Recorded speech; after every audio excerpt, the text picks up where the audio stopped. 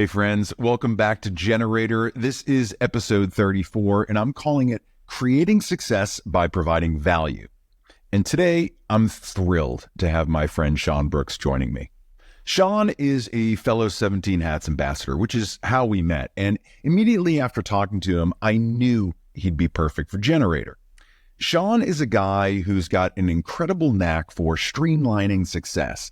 After 25 years of being in business, believe me, he's seen and done it all. From being a photographer to building websites, to design, to speaking, coaching, consulting, he embodies what it really is to be a successful creative.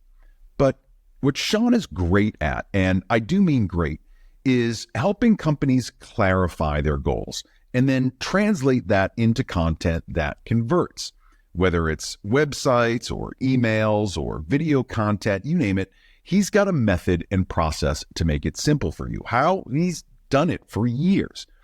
In this conversation, we dive into really what it means to stay productive, build a brand that lasts, and make your business not just work, but thrive. He shares powerful insights on everything from simplifying daily tasks to creating genuine connections with clients. And you know that's one of my favorite things to talk about is human connection, right? So he also sheds light on the art of balancing value and passion and what it takes to build trust in an industry full of quick fixes and short-lived trends. It all comes down to providing value for your clients. So whether you're an entrepreneur or a creative or just someone that needs to work a little bit smarter rather than harder, this episode is packed with stuff that'll help you elevate how you work and how you connect. So grab a coffee, get comfortable, and let's get on with the show.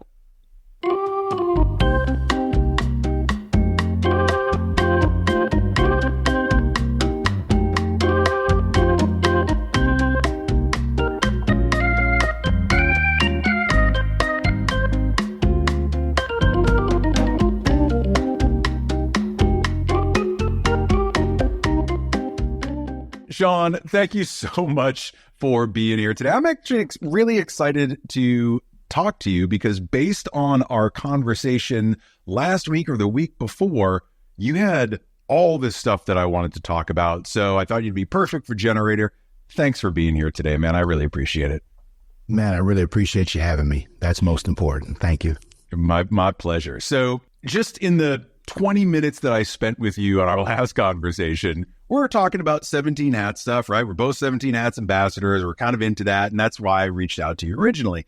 As soon as I talked to you, I was like, I got to get this guy on because he's got this story and the services that you provide are kind of like those things that entrepreneurs like me look out and say, I wish there was someone that could help me with this, right? With my marketing, with my website, with language, with copywriting, with design, with packaging.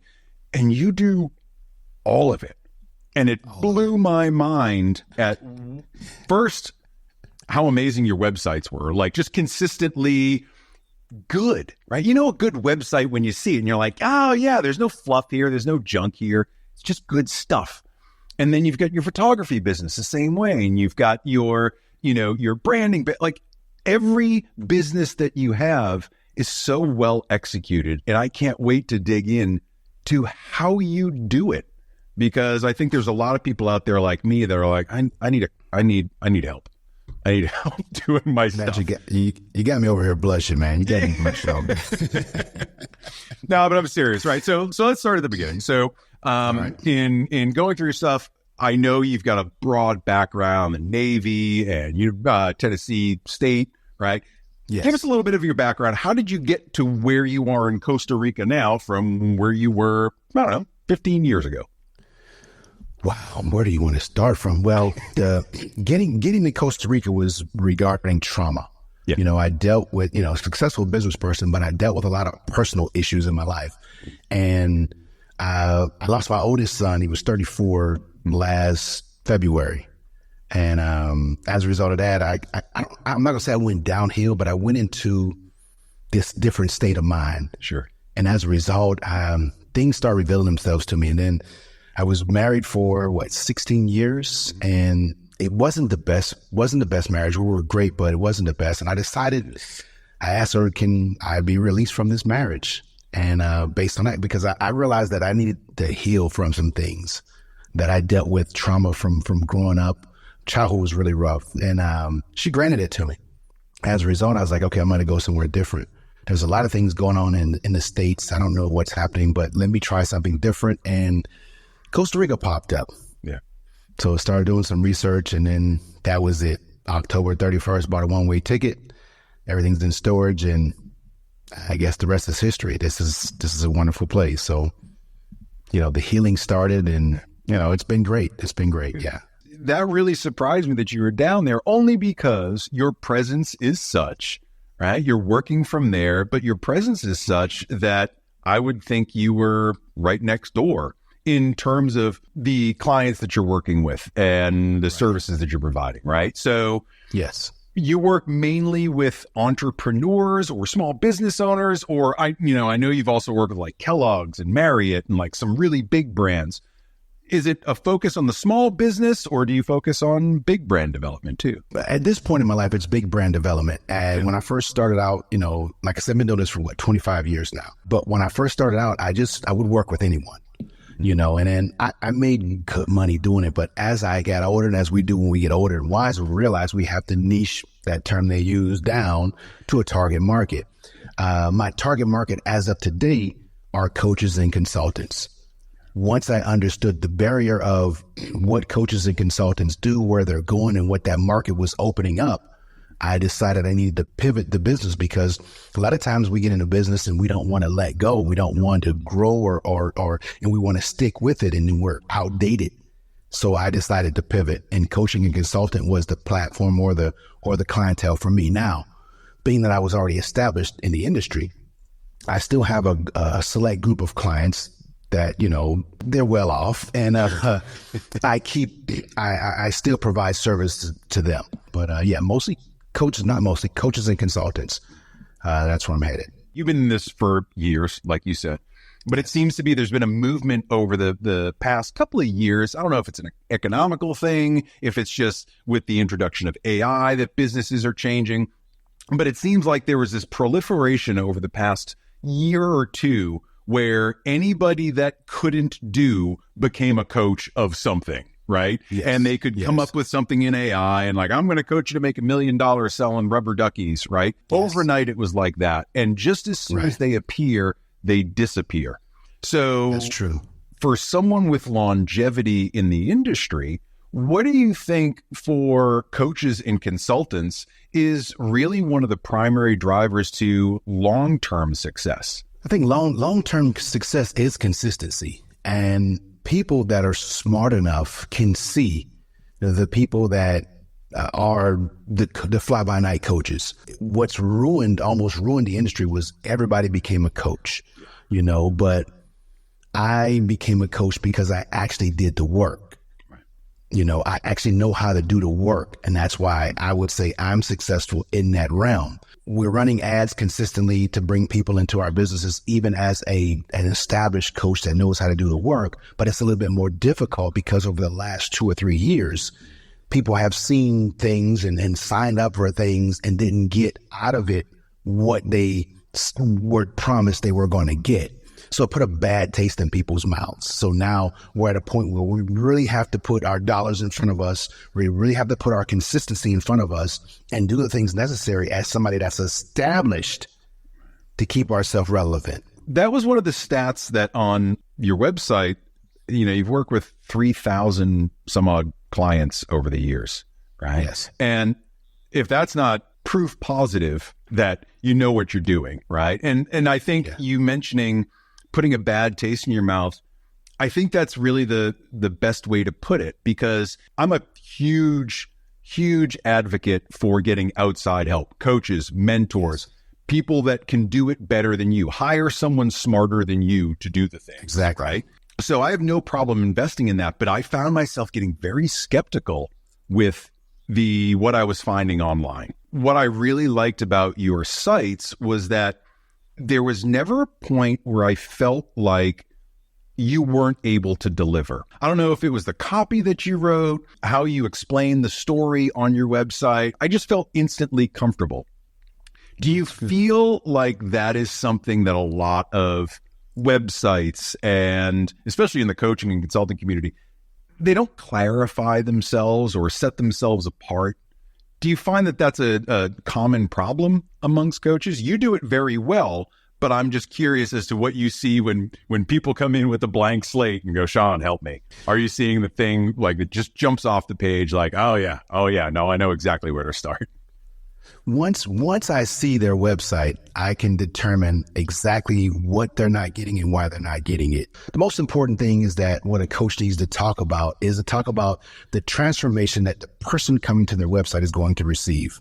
And a lot of coaches and consultants neglect to do that. They talk about themselves. I got this degree, I got that degree. Nobody searches for how many degrees do you have. It's not a common search. They're searching for a remedy to a problem that can be fixed right now.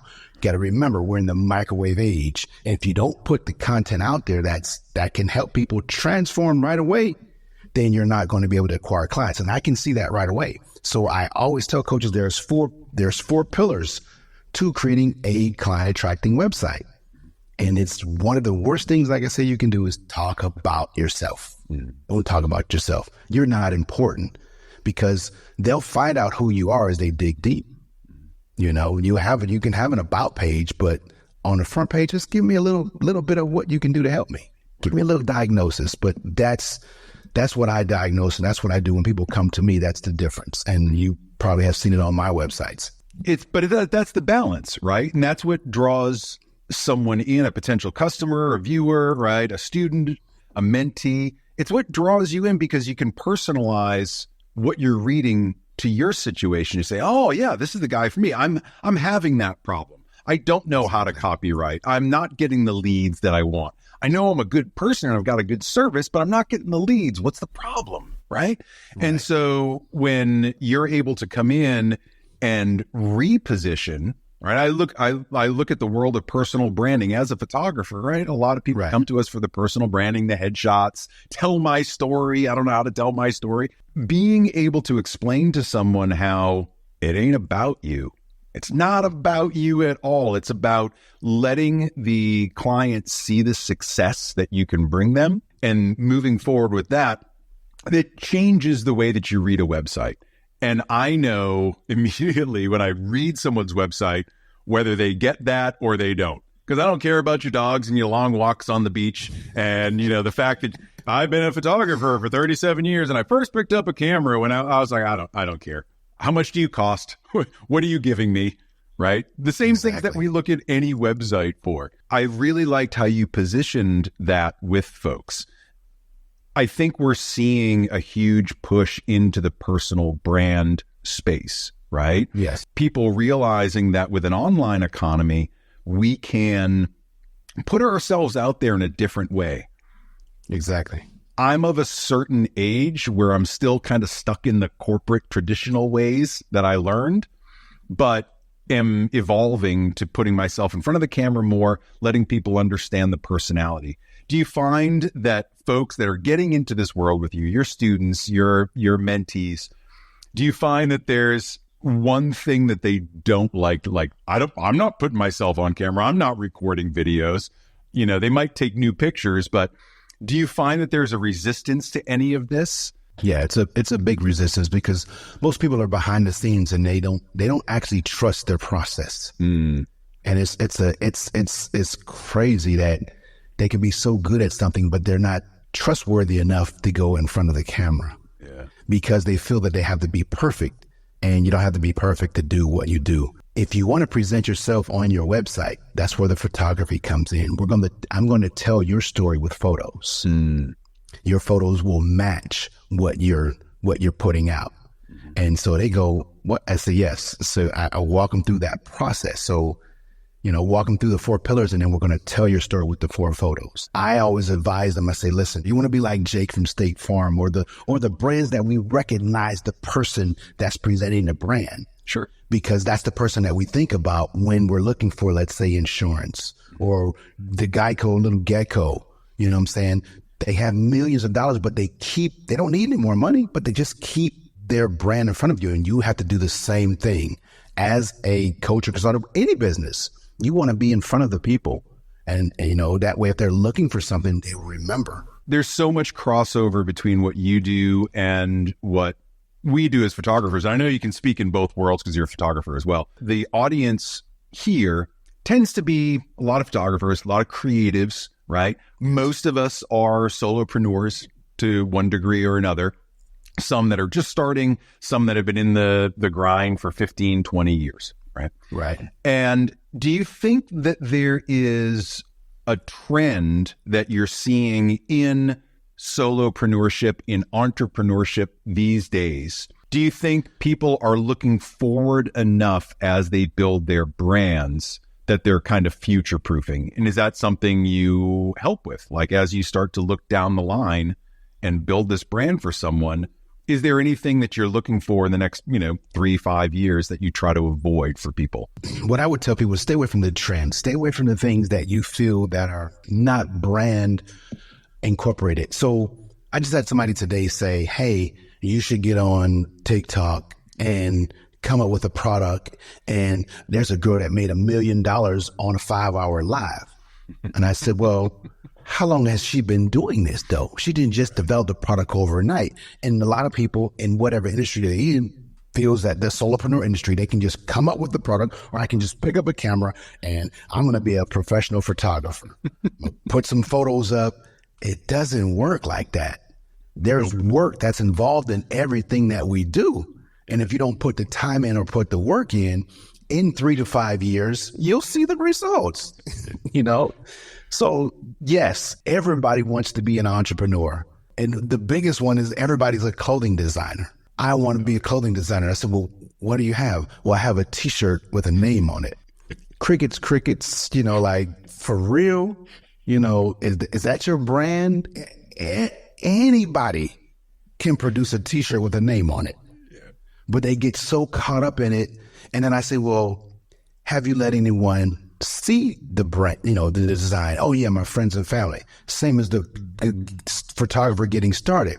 Right. Only friends and family have seen his work. And what are they going to do? They're going to tell you you're the best at what you do. But then when you get out there across the highway in the real world, then you get smacked in the face. And then, or someone tell you you're not worth what you quoted me, then you find out the truth.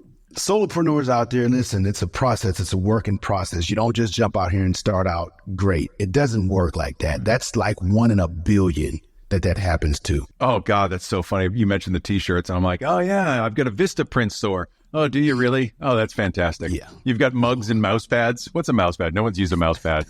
How many years? But, at the same time, I can very much sit here in judgment like I always do, right? And point fingers at everybody. But we all start at the same spot and we all learn the same lessons, right? Yes. And what I've always found is even the people that start with T-shirts and stickers and mouse pads and mugs, all they're doing is defining and redefining what they're good at and what feels good for them, right? Yes. And eventually they wind up in a place where they realize that, oh, I finally got a product that I love and I believe in and that people want from me, not just friends and family, but strangers. Or they go to a place where they're like, you know what, this ain't for me. I'm going back to my 9 to 5, which is perfectly valid. And sometimes you mix the two, right? You have your 9 to 5 while you build up this other business. And there's nothing wrong with that either. One of the other things I saw on your website, as we talk about this, right? Being a solopreneur, having a business, starting out, you make a ton of mistakes. Yes. Mainly, I found less in the creative idea space, more in the productivity, get shit done space. One of the terms that stuck out to me on your website is productivity assassin.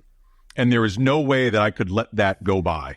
I was like, you need to explain what productivity assassin means and then talk about like the habits and the techniques that once people start to change become the most effective. So start with productivity assassin because I need to know what that means. Man, productivity assassin. It's just, I used it in a different context. I assassinate things with my productivity. Yeah. And what I mean by that, I don't try to do everything myself when there are means and ways for it to get done without me utilizing all of my time. whether it be using a software, if I said like 17 hats, CRM, whether it be an email autoresponder, whether it be any tool out there on the internet that can help me or assist me with simplifying my business, that's what I do. And I also help people understand that software and things out there that can help you are the things that we need to simplify our life. We cannot do everything. And once we understand that, and I think the hardest part in that is we don't realize that we can duplicate ourselves. Yeah. But it takes time and it takes a little bit of work. Like having staff, that's the hardest thing. But once you get it established, you become what I call a productivity assassin, because now you can just use your voice to get things done. I know for me, I struggled a long time with, I can't hire anyone. I can't outsource anything. I need to be in full control. I need to do it all. And then the stress piles up on my shoulders. Then I don't have any time to do anything else. My work-life balance is non-existent because I'm trying to do all the things myself, right? Having something like 17 hats, right? We both believe in the product, not plugging it here, but as an example, it's helped me automate so much of my communications, which is fantastic, which frees me up to do other things. Now, that might be finances, that might be, doing photo shoots, whatever it is, but it's definitely freed up my time. And I couldn't imagine going back to what I was doing before. Same thing if you hire an assistant, like, holy shit, I had no idea how much they actually do and how much time I was losing.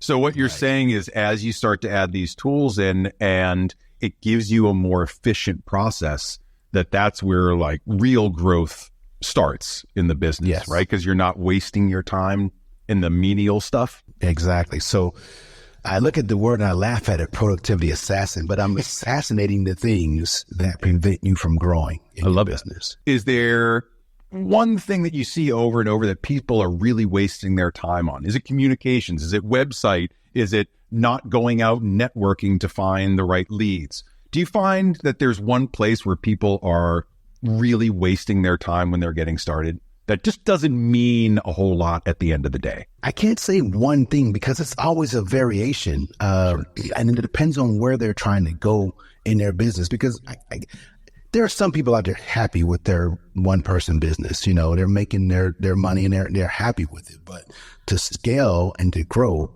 you have to accommodate other things. Email nurturing is important. Yeah. Once you establish your copywriting, you're good. You don't have to change that up. But so yeah, at one point would be nurturing. I would say nurturing clients. A lot of people don't understand the importance of nurturing clients through email. People think email is dead, but it's not, because people that want pertinent information and you're providing some type of value. So we'll go back to, let's say, funnels, right? What is a funnel? A funnel is a system to get people into what you're offering or what you can help them transform. So you give them, let's say, a free download or a webinar or a free training that they can actually take something out of it and implement it right now. What are they going to say in their minds? Thank you, whoever they got it from. And then what do? They're on your email list. Now, on your email list, please don't go out there and sell them. No, keep providing value, nurture them. And the information that you're giving them is information that you can create content with. Entrepreneurs, solopreneurs don't understand the value in nurturing people through emails and how consistent. If you get them through the end of that funnel, guess what they become?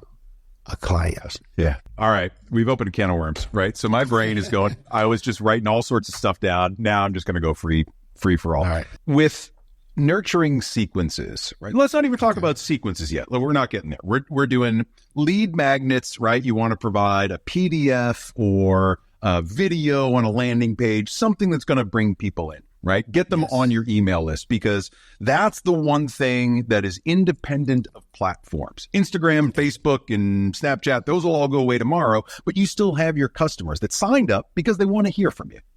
Okay. Exactly. And I see a lot of different emails coming through my inbox. I find that I almost instantly trash can anything that has products in it. Like, we're selling you this product, rather than here's the product and here's how we use it, or here's how Joe and Sally used it, and, having a little bit more social proof.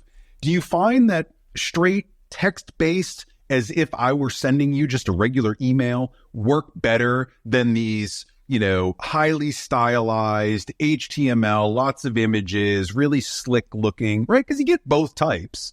Right. But do you tend to find that like an individual's personality will come through more with just the plain text? Hey, here's just good information from me to you, versus here's good information and here's my workshop and here's my book. What do you find tends to work best? Shorter, longer, lots of images, no images? Like, is there a formula that you like to generally adhere to? So I say in my funnel, what I do is I have a 21 email sequence. Okay? Wow. The first 7 are when they first download the ebook, and it's short, sequential emails that are short to the point, text-based. Yep. But they're spaced out enough where people can see them. They're not all jumbled together. People don't like jumble. So that's stage 1, the first 7. The next 7 are broken up a little bit, and I may put some products in there or some call to actions to schedule an appointment, things of that sort. I'm still helping them, but I'm saying you're past the baby stage. You're grown now. You're a little toddler on these next 7. Mm-hmm. And then I add a little bit more to it. And then the third stage is I go back to nurturing. It's email, blogs, stuff, things of that that I put in it. And I'm kind of selling them because they're an adult now. Yeah. You're 21 emails. You're an adult now. So I can now push it, but I don't push it too hard. I still make sure I'm providing some value. So you also stated that there are 2 different types. It depends on what type of business you have. If you're a product-based business, then your emails are going to be product-based. And let's say, depending on what type of product-based. Electronics, if you're selling all electronics, you can't really dig into because you don't know what type of electronics people want. Sure. But if you're a body butter company, then you can go into the dynamics of the benefits of body butter, the ingredients that you use and things of that sort. And you break it down, let's say 1 item at a time, of how it can help someone. As a photographer, breaking down the schematics of a shoot. What does it take to get a good photograph? It's not about just picking up a camera, understanding the lighting, understanding if you're in a north or south facing window, what you can get from that. So you use that in moderation in your emails, text-based. And I see it attracts a lot of attention. I could take any one of these topics that we're talking about and talk for hours about it. I'm just nerdy that way, and I love digging in and hearing how people do it, right? And I understand that there's never going to be a one-size-fits-all, right? I do that same thing with my students, right? How I do things works for me. How you do things works for you. Sometimes there are efficiency improvements that we can make, but you've got to have total control of your voice and how you're perceived. That's all up to you. That's not up to me as your coach or mentor. You've got to have a good handle on who you are and what you want, right? And then we can kind of craft things around that. I think email is one of those big, scary things for people because when they send out one email and they don't get a response, or they're not looking at any analytics of what's happening, what's your open rate? Are people unsubscribing after the 3rd email? There are so many different variables involved in email communications to do it right, to really drive people through the funnel, that I think it becomes very intimidating. So we write 1 or 2 emails and then kind of give up. I love the fact that you take the stage of these 21 emails through toddlerhood, adolescence, adulthood. Because if they're still hanging out by that 21st email, they want things from you. They like your voice. They want to hear. So how much are you looking at analytics and reports as you send these out to thousands of people? How much emphasis do you place on tweaking your own process after you look at some of these analytics? Daily. I look at analytics every single day. I want to know the person that's on my email list that has got through 21 emails and they opened them up or they clicked on something, because now I can personalize that email to send out to that one person and invite them into a specialty call or a specialty session of that sort because I see that they're interested. Or I can see, let's say, if I send an email out about a blog post I did and I look at the metrics on it and there's not a lot of clicks on it. So I'll go and re-edit that blog post just to make sure the content is good. Because if the content's not good, then why is it on your site? Yeah. You got to get rid of it. But the metrics are important. The metrics are, in any business, the most important aspect of your business. I look at what pages they're looking on, how long they're on the page. That tells you a lot about your content. And my thing is my downloads. I really put value into my PDF downloads, because that's the only thing that's stopping them from getting on my list. So what I mean by that is I want to make sure when they get that download, that it's so valuable that if there's something else within my quadrants that they need, they'll come back and get the next one. And I don't intertwine the emails, because they didn't come to my website and download a funnel PDF, and now I'm sending them emails about building their whole website. That's unfair to them. So you want to keep it consistent with what they're downloading. But back to the question, metrics are it's like looking at your bank account, because you know what these people are doing, and don't fail to reach out to these people that have already showed interest. And let's say some people are running ads and you're just piling up, but you're not following up with the people that are showing you interest. It's like you open up a retail store, right? 10 people walk in, you shut the door, and you don't say anything to them. You're looking out the window to see who else is out there. They're in the store. They're ready to purchase. They're ready to do something, but you ignore them. Why do people do that? Metrics. Know your metrics. I'm a huge SEO nerd. And the same way that you're looking at email analytics on a daily basis, I'm looking at SEO analytics on a daily basis, because I'm at the point where I want to know what are keywords that are people responding to, right? Where's the good content on my website? What are people really searching for? And I find that it's less about my website and more learning about what my customers want, right? Because if they're looking for personal branding, they may be looking for something like headshots, not personal branding, the term, right? And if they're looking for headshots, are they looking for corporate headshots? Are they looking for something more informal? And then as I start to understand how Google searches work, I can then craft high converting content for my website based on those searches, right? And play the whole SEO angle and watch those analytics and see how people come through for that. And it's been a nice method for me, and have watched my Google rankings skyrocket, because it was less about me putting all my shit out there and more focusing on what do my clients actually want out of a photographer that does the type of work that I do, catering to not only the services, but then giving them the education on the why, right? Because everybody's why is different, but trying to write these things in a way that is more educational rather than just pontificating about how great I am and look at my amazing images, right? And that's one thing that I noticed about your coaching website in particular. You're running workshops, you're bringing people in, right? And you've got these short videos that just get me every time I start playing. I'm like, yeah, I want that. Because you're like, are you someone that wants this? I'm like, yeah, I am. I'm one of the people that wants it.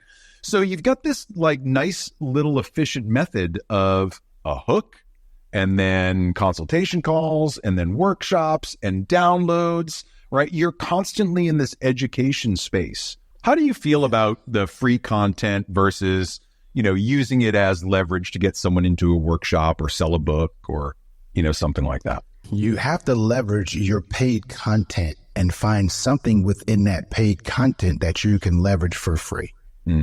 So, and what that does is that puts people in a position where they really are getting value, because you've decided, let's say in chapter, you got 10 chapters in a book, you give them away the first chapter.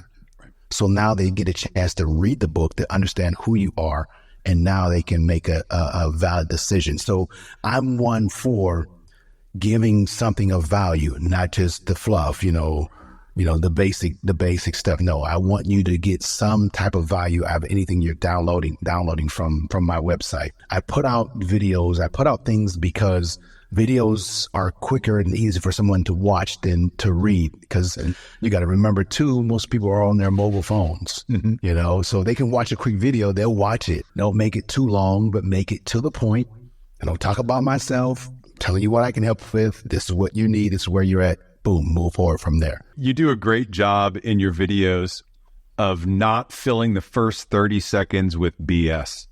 You're not like, I'm Shawn and I like puppies and I do you just get it, you get right into it, right? And I see so many videos that turn me off in the first 3, 5, 10 seconds because I'm like, I clicked on your video that says you're going to save me money. I want to know in the first 10 seconds how I'm going to save money. And that's what people need. They and how I figured that out is when I was running ads and I was posting my videos on the video platforms.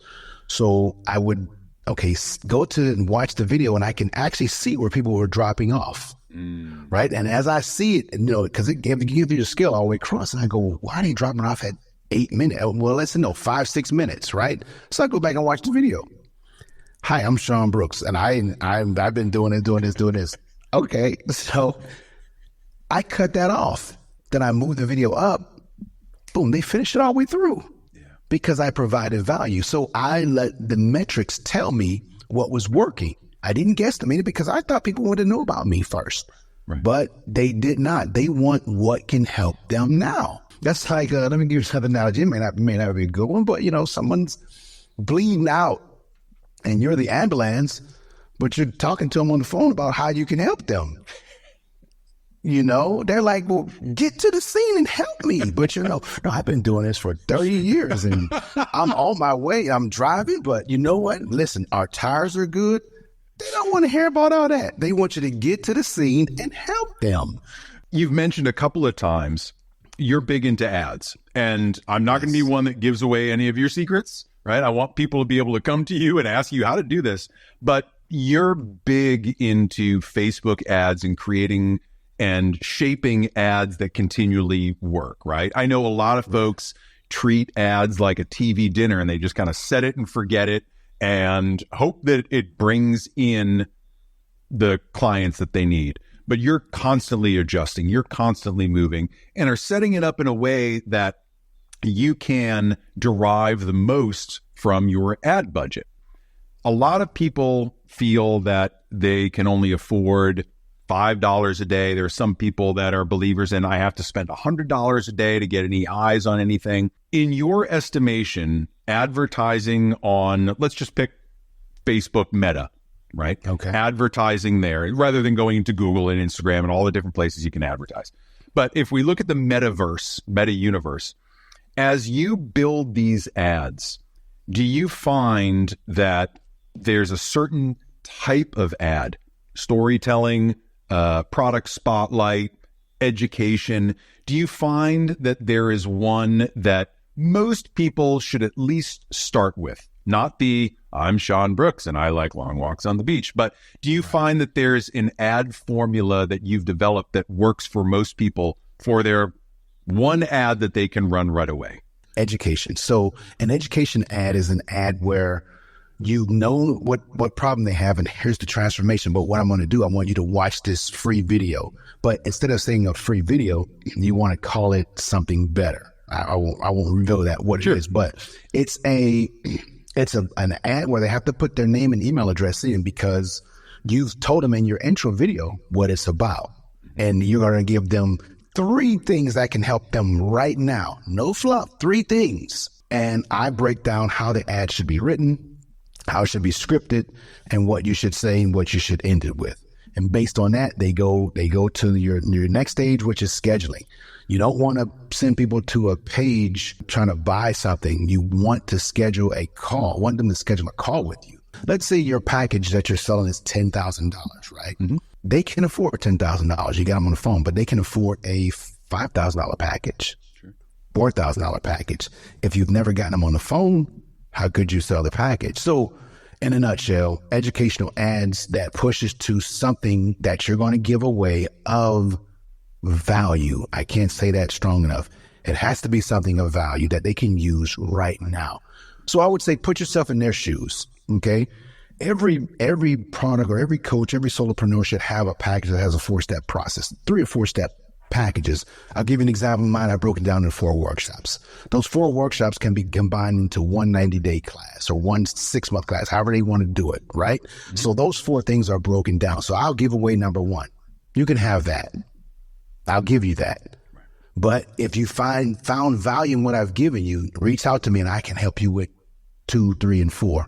And a bonus, number 5, which will be, let's say, the ads, how to run your ads yourself, not me running them for you. I'm going to teach you how to do it. With that, you see what I'm saying? I'm providing some type of value on an educational ad basis. Those have been the types of emails and ads that I respond to most, right? Okay. Where I feel like, all right, you're actually giving me something that I find valuable.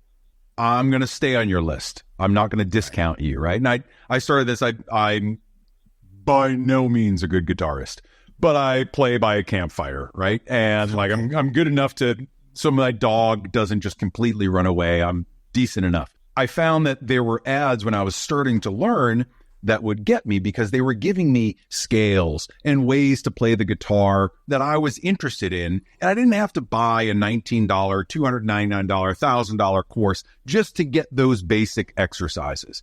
But because that built value for me, I'm now weirdly loyal to that person and whatever it is they're going to be selling. And I'm going to give that more credence because they gave me value to begin with. And I think it's the same thing with everything that we do, with coaching, with photography, with being a lawyer. If you're giving value to someone, I think that makes that connection between them and you stronger. Even if they're not a full-time client, it gives you that subject matter expertise, that social standing, where they feel like, all right, I can trust you a little bit more. You're not fly by night. You're not trying to scam me or get over on me right away. I know you're selling me stuff, but I kind of value it. Yeah. Everybody kind of knows they're being sold to it. We're a country of it now. We're just everybody's selling everybody else, right? I love the fact that you base your business on creating that value. Now, I'm going to take that a step further. Do you find that as you start to personalize a brand, you hear the term value-based business, where people are injecting more of their beliefs and their own personal values into their business. Is that something you help your clients lean into? Or do you say, we're going to leave out politics, religion, and money, right? The 3 big no-nos. We're going to leave all that out of our business and just focus on what it is that you're providing. Or do you lean into the social value aspect if they truly believe that that's a strength of their business? How do you navigate that world? I say I had a life coach that came to me. We're a holistic life coach. And I said, well, you're a life coach. Do you want to help people with their life holistically? And she looked at me. I said, okay, so we're going to talk about life coaching, and then we're going to push how you help them, which is holistically. But when you say holistic life coach, you're putting limitations on who can receive your help. I don't know if that makes sense, but it does. Yeah, absolutely. The way we wrote the copy was, you need help with this, and this. Allow my holistic approach the ability to help you, because some people may not understand what holistic means. You know, some people may need her help, but they have no idea what that means. Or if you're an energy healer, people may not believe in energy healing, but if you put it in the way of, hey, try a new mode of, you've tried this, and this. So you start with that factor. So what I've done is I just kind of reprogram it, twist it up a little bit to put it at the end, what your modality is, you know, what your specialty is. But let's put the treatment first.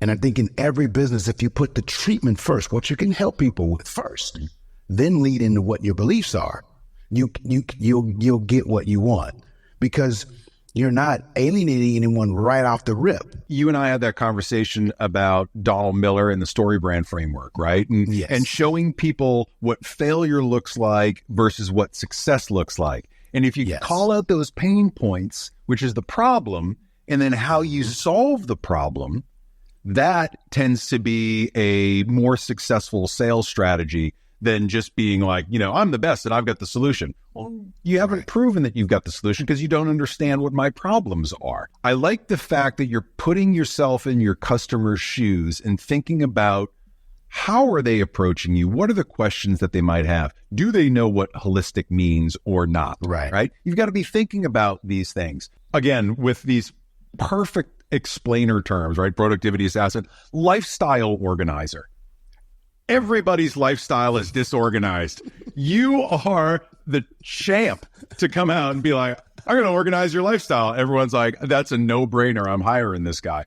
Lifestyle organizer, is that different from what people would consider like normal productivity coaching? How do you define that? Just going to change the way you do things. Whether it be implementing, let's say, automation, simplification systems within your daily processes. So I'm a neat freak. I like to clean. I like to fold. I like to do laundry. That's who I am. But I've implemented that into the business of myself and the business of teaching people. If you follow this process, we can just simplify things for you. And I think that's where it goes. Simplification. You don't know what you have to wear in your closet because you can't visually see it.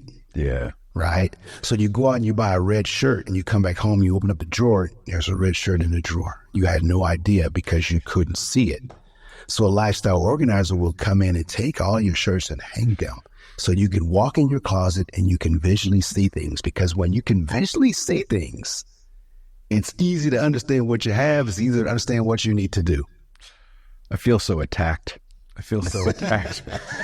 You have a couple of books. You have Everyday Habits of Productive People, right? So we're talking about productivity. You have It's All About You, right? So what can people expect to find in some of these books? Really the essentials of being, let's say, productivity, the essentials of being productive. It's just that book is just a daily book. I only want you to read a chapter a day. A chapter is 2 pages. And it's just going to give you what you need today. Work on that today. Don't try to read the whole book at once. It's not made for that. And the other book is a branding book. It just gives you the essentials of building an online brand, building your brand. And it all starts with you. The branding book will give you all the fundamentals, everything you need to build a strong brand when it comes to, your logo, your website, the fundamental things that you need within that brand.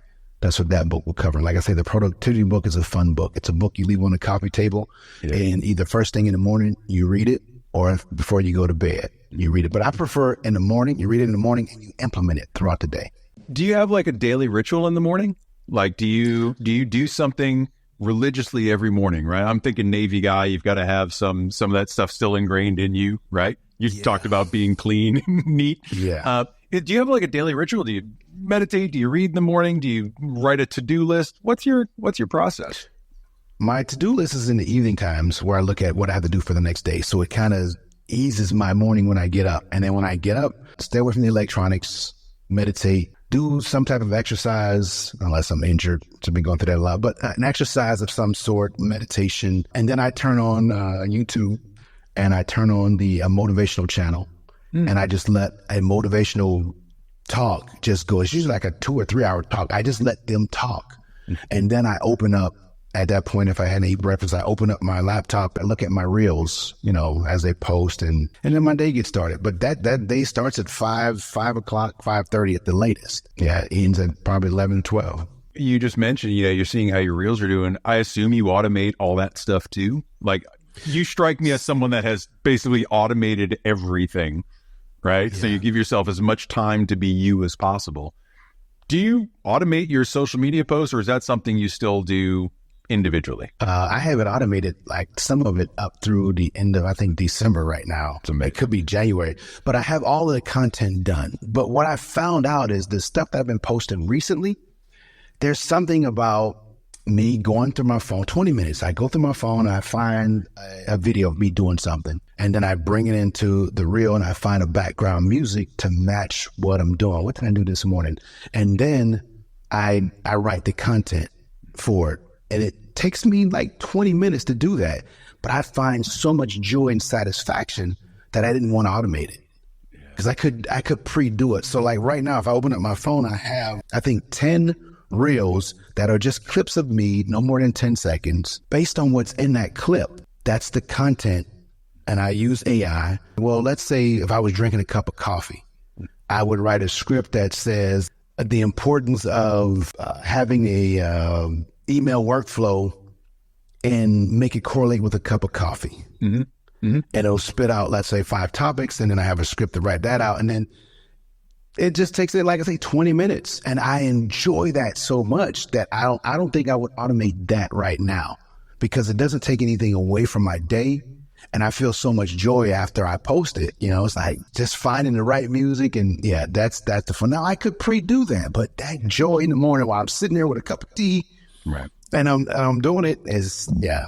I'm going to switch up a couple of questions and get a little weird. I was trying to think, I'm like, all right, I can talk to you all day about productivity, and I can talk to you all day about automation and get people to your workshops and read your books and get on your email list and then, do all the things. But I like finding the little nuggets that I can kind of quiz you on. So you like the 5 Heartbeats. You mentioned that as one of your movies. If your life had a soundtrack, what songs would be on it? Whew. From the Heartbeats, your house is it's the main track on it. I can't remember the name of the track. I can sing the song for you, but I'm not going to do that. I mean, we should put that out there. You got a great voice, but Luther Vandross, man. Like, all right. Next question. You mentioned the TV show Alone, right? If Yes. you had to spend a week alone in the wilderness with just one business tool, what would it be and why? One business tool? Uh-huh. Then I have to take my Swiss Army knife. It'd be 17 hats. Yeah. The reason why is because it does a multiple of things for me. Hopefully there's Wi-Fi out there for me to work. But if that was available, then that would be my Swiss Army knife. I've been using them since 2014.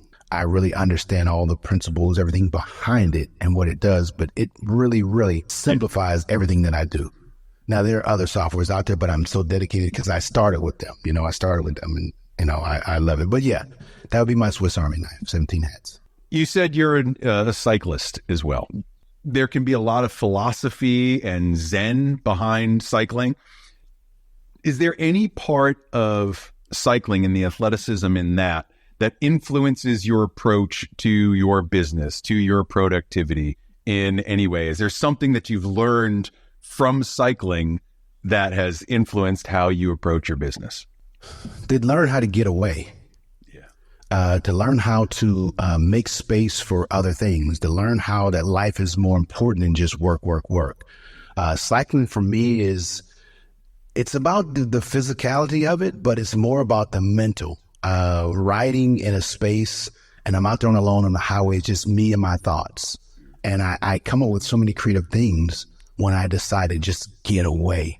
So that's my moment of creativity, of stillness, of thought. It has helped me in the business learn that you have to take time to get away. Got to find something that gets you away from the day-to-day grind. That's something that not a lot of people do, right? They feel like they have to work harder to make things happen, and they don't give their brain the rest, the meditation, the zoning out, whatever you want to call it, dissociation, that it needs to just kind of rest and chill out a little bit. And Yeah.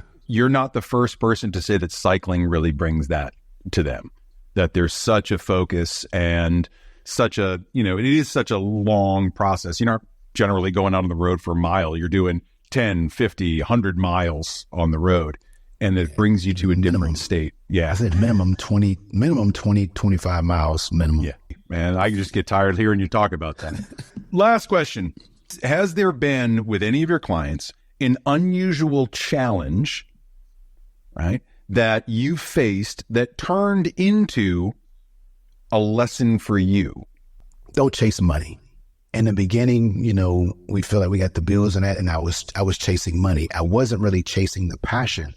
And as a result, chasing a large contract, and I did a contract for this up and coming company, and I got burned really, really bad. A lot of money. So I learned that when you chase money, it eludes you. When you chase the passion, when you chase and you do everything in the right way, so everything that's supposed to come to you will come, and it will come as it's supposed to come to you. So that was a big lesson for me, because I put all my eggs in that one basket. And then as a result, I had to start over. So yeah, never chase money. Because once you establish yourself as a legitimate business, as a solopreneur, as someone that produces value, the money will start chasing you. And believe me, it won't stop chasing you. I love that energy. And the most successful people that I know all speak that same truth.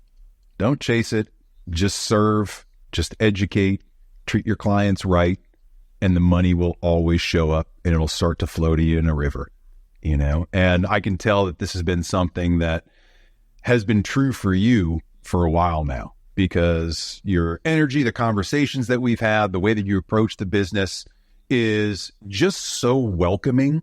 And like I said, there's an immediate trust that you build just through the copy that you have. So it's readily apparent that you kind of walk the walk and you talk the talk and you walk the walk. And I really enjoy hearing you talk about this. And now, granted, I could talk to you for the next 5 or 6 hours about all of this, but I want people to know where they can find you for all this stuff. Is there one central location? What's the best place that they can go to learn all about you? Because I want to start sending people your way. ShawnBrooks.com. That's my focus right now. And that's the coaching platform that will enlighten people, will help people get to that next level of success, whether they're a solopreneur, established business. I can help them with the fundamentals. So ShawnBrooks.com, that's the place to go. Listen, you've been absolutely amazing. I can't wait for people to hear all this stuff. And, you know, it was just a real blessing for me to have you on here. And I can't wait to meet you at some point in person. Maybe I'll come down there with some linen and I will sweat alongside with you in very, very humid Costa Rica. Yes, do that. We need to plan that. So looking forward to it. I'm going to hold you to it. Shawn, thank you for your time, man. And I'll talk to you soon. All right. Thank you.